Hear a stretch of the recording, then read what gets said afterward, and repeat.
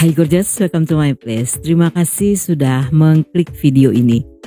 Masih seputaran kasus yang pernah saya bahas 2 tahun sebelumnya. Kali ini saya kembali remake tentunya dengan versi lebih lengkap serta ramuan bumbu-bumbu pelet yang dicampur dengan beberapa tangkai bulu perindu. Dan dijamin buat kalian yang orangnya gelian, setelah dengar kasus ini pastinya males makan. Nggak pakai lama, watch. Sejak kecil Huan yang dibesarkan oleh ibunya seorang single mom tidak mengenal siapa ayahnya.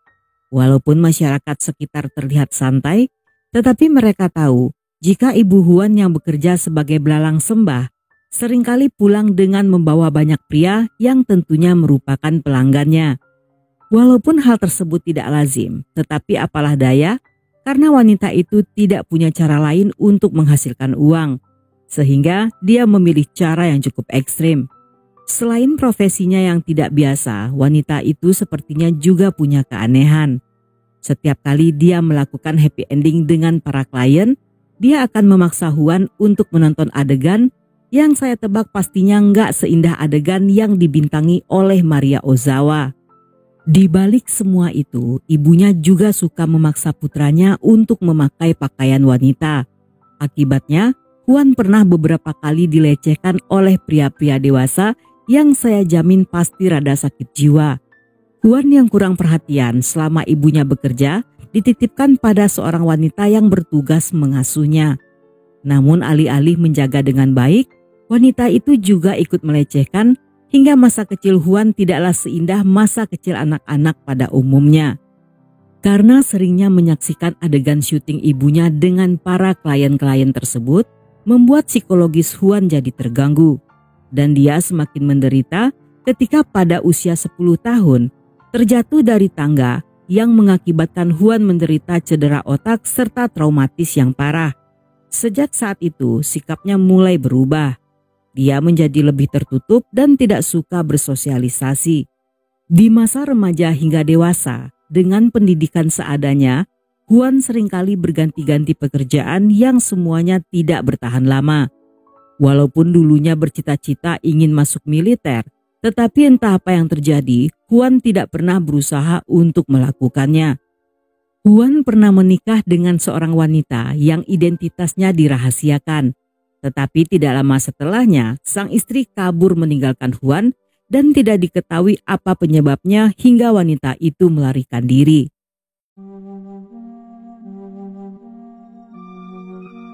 Di tahun 2008 saat berusia 23 tahun, ketika sedang berada di restoran es langganannya, Huan tertarik dengan salah satu pelayan bernama Patricia. Patricia yang berusia 5 tahun lebih tua berasal dari keluarga miskin. Dengan latar belakang yang mirip serta sama-sama memiliki sifat pendiam, keduanya dengan cepat menjadi klop. Sama seperti Huan, semasa kecil dia juga sering dilecehkan oleh beberapa kerabatnya. Wanita yang juga bekerja sebagai belalang sembah ini memiliki kecerdasan di bawah rata-rata sehingga gampang dimanipulasi. Huan yang mengaku sebagai pembunuh bayaran yang bekerja untuk mafia lokal dengan sedikit rayuan gombal bercampur kedipan manja, berhasil berkenalan dan mereka pun berpacaran. Meskipun Huan mengaku sebagai pembunuh, tetapi Patricia yang mencintainya hingga ke ubun-ubun tidak peduli. Tidak butuh waktu lama, mereka pun tinggal serumah di sebuah apartemen yang berada di daerah Ecatepec, Meksiko. Ecatepec atau Ecatepec dos Morelos berasal dari nama belakang seorang pahlawan perang kemerdekaan Meksiko bernama Jose Maria Morelos. Kota ini merupakan kota madya terpadat keempat di Mexico City selain Tijuana, Leon dan Puebla yang juga merupakan kota pinggiran terpadat di Greater Mexico City. Walaupun dengan angka kriminal yang cukup tinggi, tetapi Ecatepec memiliki beberapa tempat wisata menarik seperti katedral Katolik serta beberapa gereja era kolonial dan bangunan museum Casa de los Virreyes yang banyak dikunjungi oleh para turis. Meskipun mereka tidak menikah, tetapi selama 10 tahun hidup bersama, mereka telah memiliki 4 orang anak. Sehari-harinya, mereka menjalankan bisnis dengan menjual baju, parfum, ponsel, perhiasan, atau apapun yang bisa mereka jual. Para tetangga mengenal mereka sebagai pasangan pada umumnya, namun mereka tidak tahu bahwa keduanya memiliki rahasia gelap yang selama ini tersimpan rapat.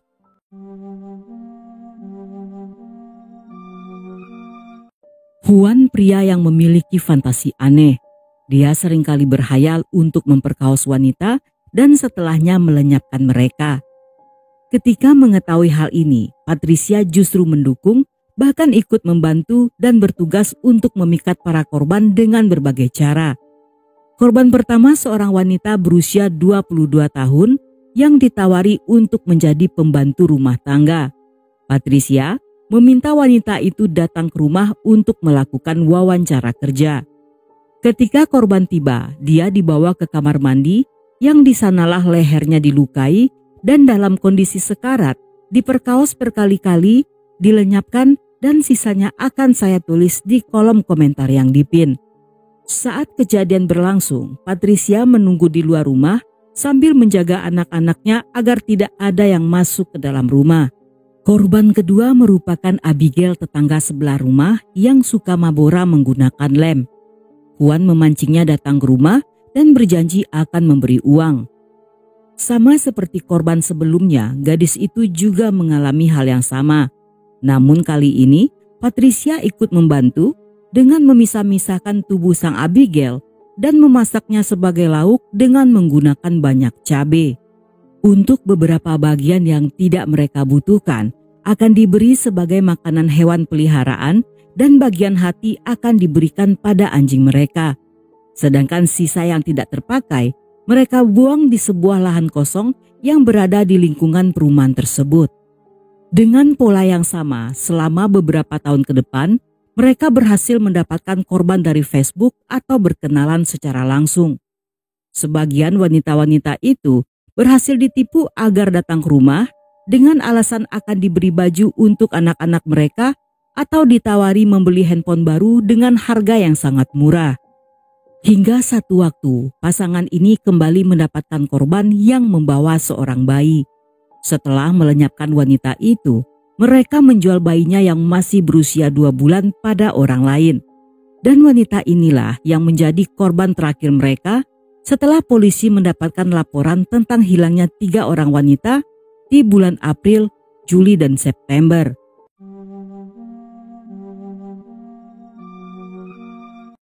Polisi pun mulai mengawasi keduanya setelah mendapatkan info dari penduduk yang curiga dengan aktivitas keluarga ini.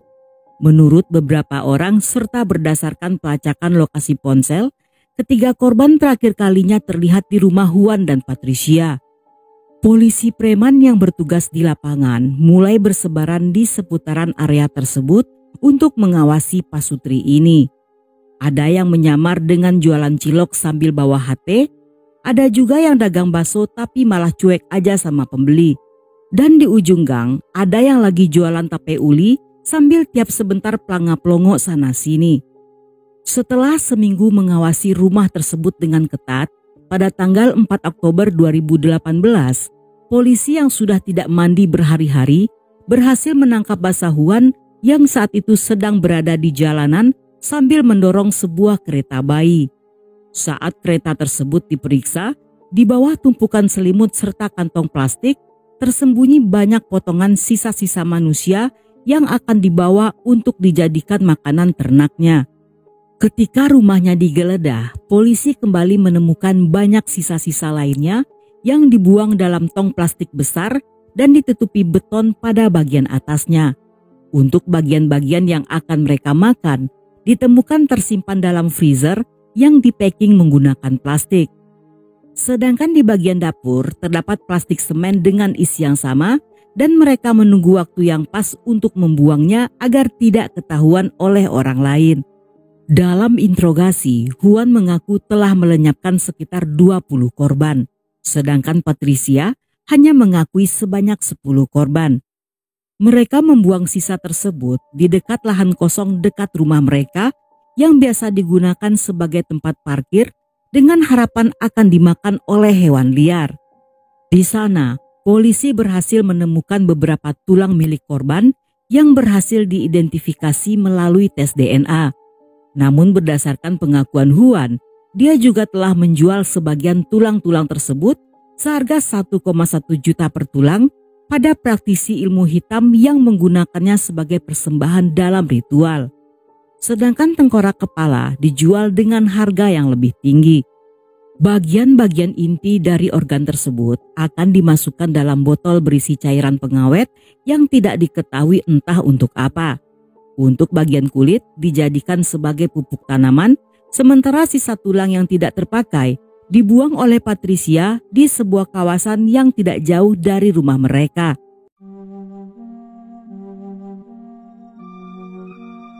Selama interogasi berjalan, pada polisi Huan mengaku jika seandainya dia dibebaskan, dia akan kembali melakukan hal yang sama.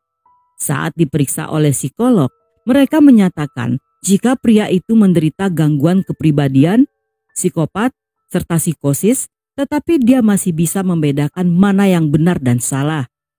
Hal yang paling mengerikan ketika dengan bangganya, dia mengatakan alasannya memberikan sisa-sisa tersebut pada hewan peliharaannya adalah karena kebenciannya terhadap wanita.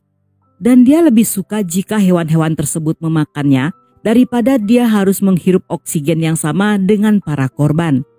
Untuk Patricia sendiri, walaupun dia mengaku bahwa sang suamilah dalang dari semuanya, tetapi dia bersedia membantu untuk mencari calon korban karena selain tingkat kecerdasan yang minim, wanita itu juga takut akan ditinggalkan oleh Huan jika menolak permintaannya. Karena keduanya tidak mengetahui detail dari semua korban, sehingga polisi kesulitan mencari tahu wanita mana saja yang telah menjadi korban pasangan ini. Mereka menduga jika dalam rentang 2012 hingga 2018, kemungkinan jumlah korban lebih dari 20 orang. Beberapa hari setelah penangkapan mereka, para tetangga menyatakan kekecewaan pada polisi yang dianggap tidak serius ketika menangani kasus tersebut. Hal itu akibat polisi membiarkan TKP terbuka tanpa adanya penjagaan. Serta masih banyak barang-barang bukti milik korban berupa pakaian serta barang-barang pribadi yang ditinggalkan begitu saja. Sedangkan seharusnya dari benda-benda itu, polisi bisa saja melacak korban lain yang identitasnya belum diketahui. Tidak hanya warga sekitar yang kecewa dengan pekerjaan polisi. Beberapa penghuni apartemen yang tinggal di bawah unit apartemen milik Huan 6 bulan sebelumnya juga telah pernah melaporkan tentang adanya bau busuk yang berasal dari saluran air di lantai atas.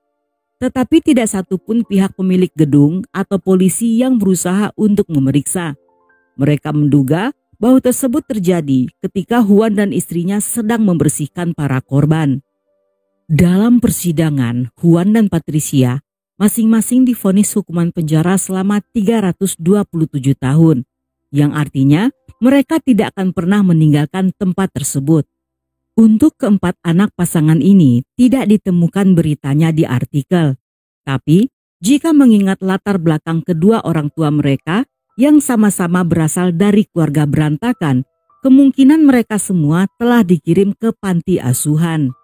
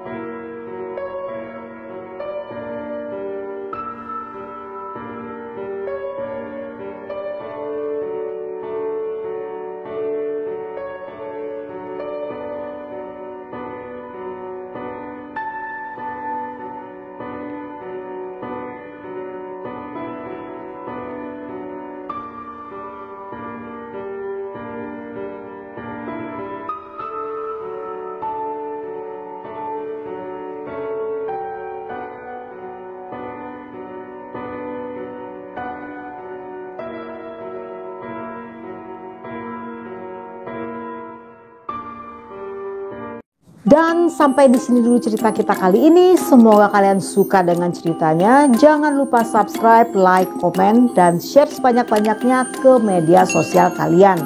Dan buat kalian yang masih betah hingga akhir, thank you, love you, have a nice day, and then see ya.